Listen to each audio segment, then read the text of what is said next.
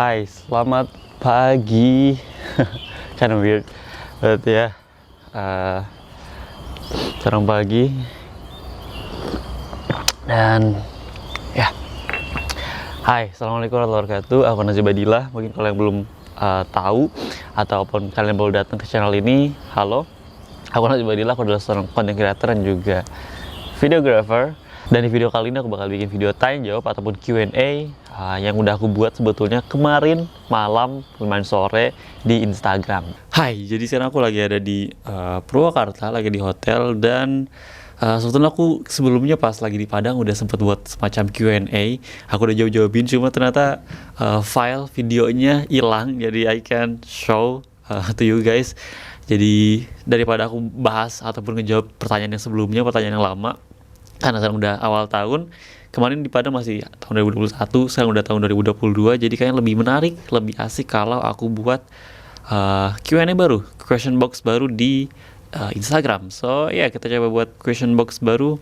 Dan iya, mungkin aku bakal coba mulai jawabin beberapa pertanyaan dari kalian di Instagram aku. Kemarin buat di sini sekitar 12 jam lalu, berarti ya udah lumayan lama sebetulnya, ditinggal semalaman.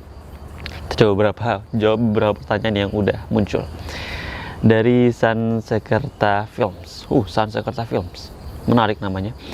Cara agar konten kita bisa dikenal dan disukai banyak orang gimana, Kak? Dan tutor algoritma Instagram. Cara konten kita bisa dikenal, untuk bisa dikenal ya tentu kita harus buat konten terlebih dahulu, harus bikin kontennya konsisten, rutin bikin konten.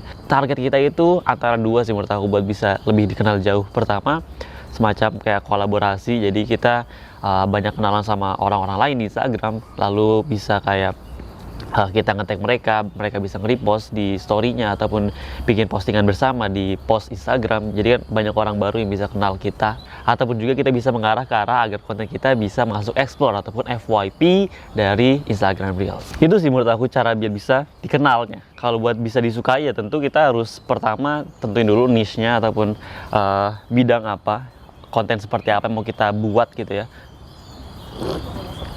Alhamdulillah. Kalau aku sendiri, aku niche-nya lumayan sempit, tapi sekarang udah agak memperluas dari fotografi, videografi, sampai editing. Sebetulnya tapi kalau di Instagram aku belum terlalu banyak membahas tentang editingnya. Aku lebih banyak tentang fotografi sama videografi secara dasarnya dulu. Aku belum sampai terlalu jauh kayak di YouTube. Aku dulu bikin sering banget buat kayak konten tutorial, itu banyak banget, mulai dari Premiere Pro, After Effects juga aku pernah buat, lalu TikTok juga aku pernah buat beberapa tutorial. Cuma di Instagram aku belum coba gitu. Jadi emang kita harus tahu dulu konten spesifik apa yang mau kita buat di Instagram ataupun di platform lain yang mau kita coba mainin. Jadi setelah kita udah tahu niche spesifik yang mau kita buat kontennya, kita buat semaksimal mungkin, kita cari research lebih dalam agar orang emang suka gitu, mulai dari materinya, isinya harus bisa insightful gitu. Dan tutorial algoritma IG aku juga jujur nggak terlalu paham betul tentang algoritma, kayak too kompleks buat aku pahami secara detail. Mungkin nggak bakal ada orang yang bisa tahu juga karena algoritma bakal berubah-berubah terus. Kita coba keep up terus aja. Tapi kalau buat sekarang menurut aku Reels yang paling penting watch time, perbanyak watch time-nya. Lama orang nonton itu cukup penting. Carousel juga sama.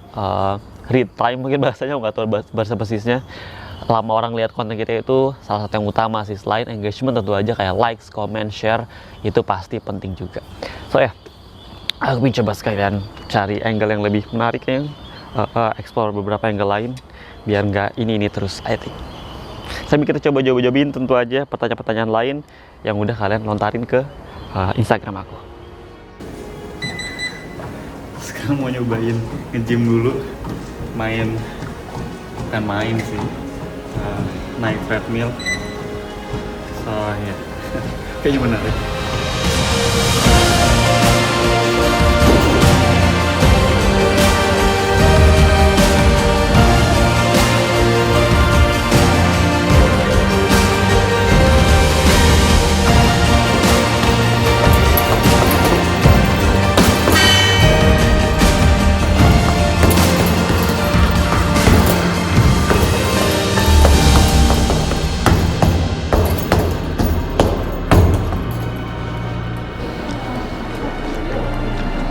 Hai, udah makan lumayan banyak, piring udah berapa dihilangin. Jadi masih tinggal sisa roti sama ada teh.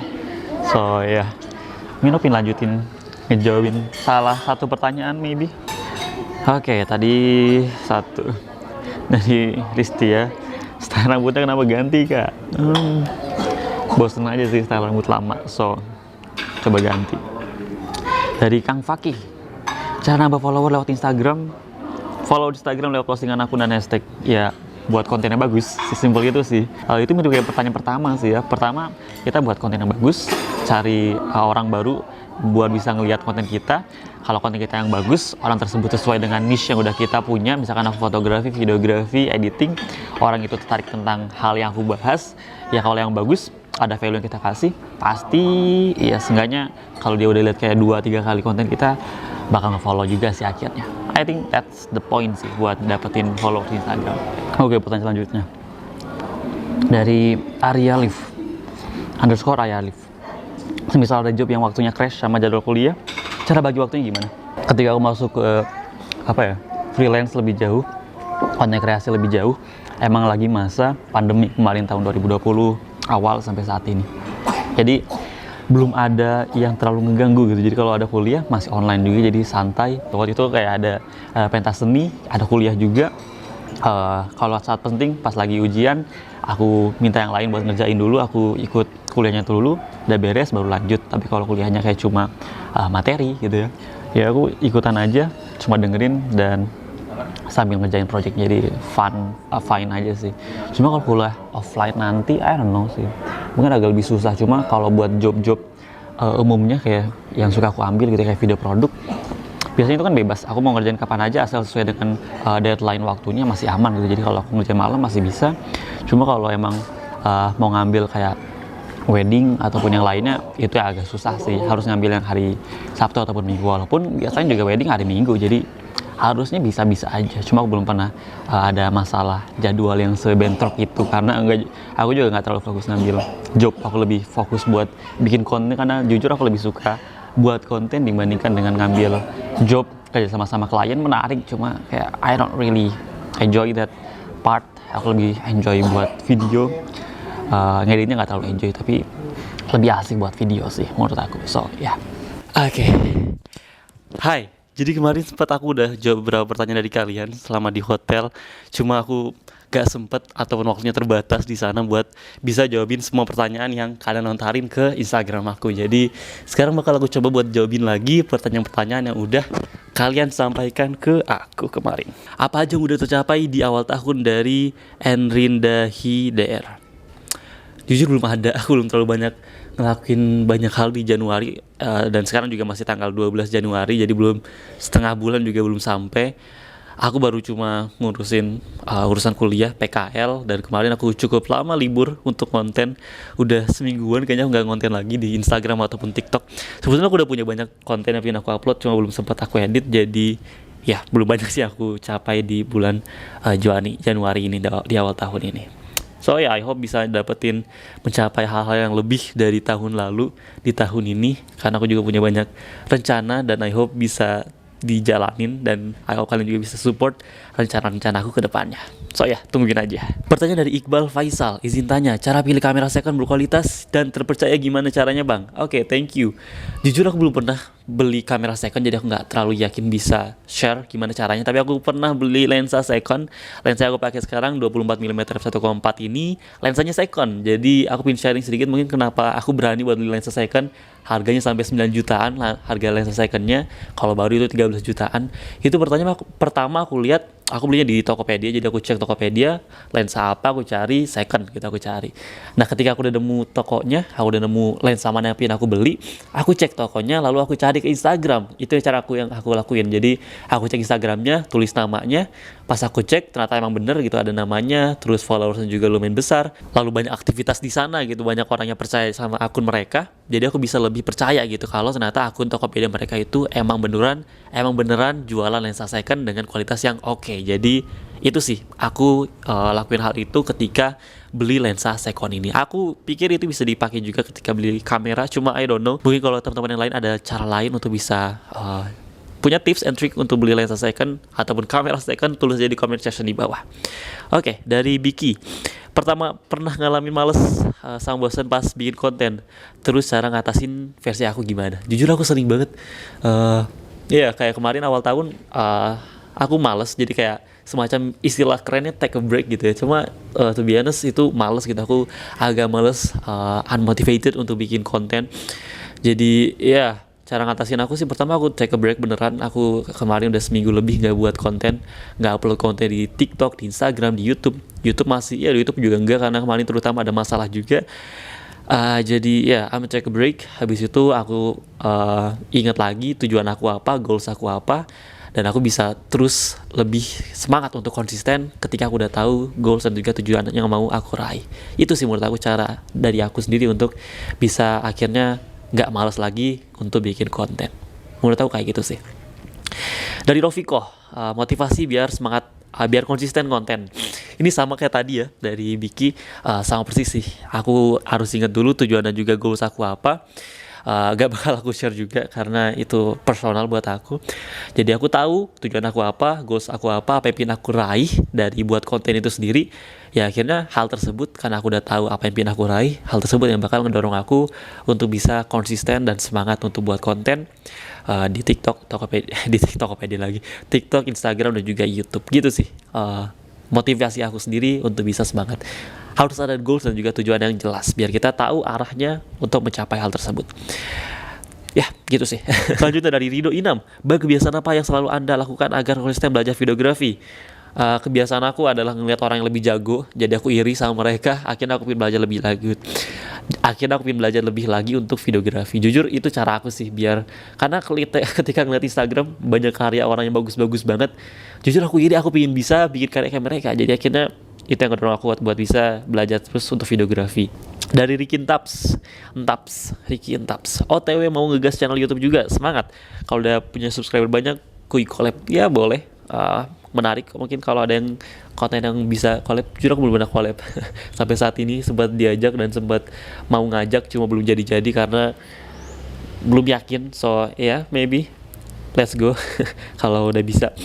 Reza Vapes, coba sebutin tantangan terbesar sebagai konten kreator sejauh ini. Jujur pertama, sebagai konten kreator menurut aku tantangan terbesar adalah tentang penjadwalan dan juga konsistensi sih. Karena sebagai konten kreator kita nggak ada jadwal strict khusus gitu ya. Kita bisa ngatur jadwal sendiri, kapan mau syuting, kapan mau edit, kapan upload, segala macam gitu kan. Jadi nggak ada jadwal strict kayak sekolah, kayak kantoran gitu kan. Ya akhirnya itu yang bakal sulit buat kita bisa konsisten, karena kalau nggak ada kayak jadwal harian ataupun yang lainnya, kita susah buat konsisten. Dan menurut aku itu tetap menjadi tantangan terbesar aku sih selama bikin konten, selama jadi konten kreator. Oke, selanjutnya dari Fiz 0509. Rencana konten apa yang bakal ditampil di tahun ini? Ada beberapa konten dulu tahun ini. Banyak sih. Pertama pasti aku pengen konsisten lagi bikin YouTube. Sampai sekarang aku lagi coba untuk semacam bikin daily vlog. Itu mungkin yang pertama yang bakal aku tampilkan di tahun ini. Kedua, aku pengen bikin konten yang lebih banyak untuk edukasi lagi. Jadi bukan cuma konten sederhana kayak trik fotografi, videografi. Mungkin itu bakal aku tetap buat. Tapi aku pengen bikin konten yang lebih mengedukasi lagi, lebih banyak value di dalamnya. Kayaknya aku pengen coba lebih maksimalin ke sana. Kayak bikin konten yang lebih kualitasnya lebih oke. Itu juga target aku. Cuma yang pasti aku bakal coba untuk konsisten di setiap platform yang aku coba pakai, kayak TikTok, Instagram, sekarang YouTube aku coba maksimalin juga. Lalu dari Nazif juga, oke, kenapa nama kita sama? I don't know. Sama ya, ternyata aku kira nama aku jarang banget orang ada, jadi kayak Nazif, jarang, aku nggak pernah nemu orang namanya Nazif juga. So dari Instagram bisa nemu orang yang namanya sama. Dari Briananda, bikin loot lagi kak dengan versi deep. Aku udah buat. Semoga bisa aku rilis cepatnya. Aku udah coba buat. Sebentar lagi mungkin bisa aku rilis. Cuma ya tunggu aja. Bakal aku coba buat rilis ke depannya. Spill angle kamera. Aku bingung. Spill apanya? Ini low angle? Maybe, I don't know. Maksud angle kamera kalian maksud gimana? Cuma ya, ini angle kamera aku low angle. Dari Beli Adit. Oh, kapan ke Bali bang? I hope secepatnya. Sumpah pingin ke Bali. Karena waktu dulu aku ke Bali cuma satu malam 2 hari. Jadi sebentar banget gak bisa explore apa-apa. I hope-in ke Bali lagi. Semoga ada yang sponsorin atau ada yang bayarin. I hope. I don't know. Ya, dari Wijay, pertanyaan terakhir untuk sekarang, cara pede ngomong depan kamera dan cara supaya pas ngomong otak lancar gitu, Bang nangkapnya saat B. Pertanyaan agak kepotong berarti ya. I get the point I guess. Cara untuk pede depan kamera tentu aja jam terbang gitu ya. Ketika kita udah punya jam terbang yang cukup banyak, ngomong depan kamera terus menerus gitu ya, banyak kesalahan, akhirnya kita evaluasi terus, ya bakal lebih pede lagi akhirnya. Jadi ya, tapi kalau tips sederhana biar bisa pede depan kamera, rekam di tempat yang sepi sih. Jadi kayak di kamar aku sering rekam di sana pas awal-awal mulai, lebih pede akhirnya. Jadi jangan langsung di public, coba dulu di tempat sepi, di tempat yang kalian merasa nyaman. Menurut aku itu sih. So yeah, I think itu dulu Q&A buat hari ini, buat tahun ini. I don't know, mungkin aku bakal bikin Q&A lagi, maybe. Tungguin aja di Instagram aku. Kalau kalian belum follow, langsung follow aja. Dan ya, kalau kalian punya pertanyaan, saran atau pendapat video ke depan kita harus bahas apa lagi di channel ini, tulis aja di comment section di bawah. Aku bakal seneng banget buat baca-bacain komentar dari kalian. Jangan lupa untuk like, share, juga subscribe my channel. Aku Najib Badillah. See you guys in my next video. Bye-bye.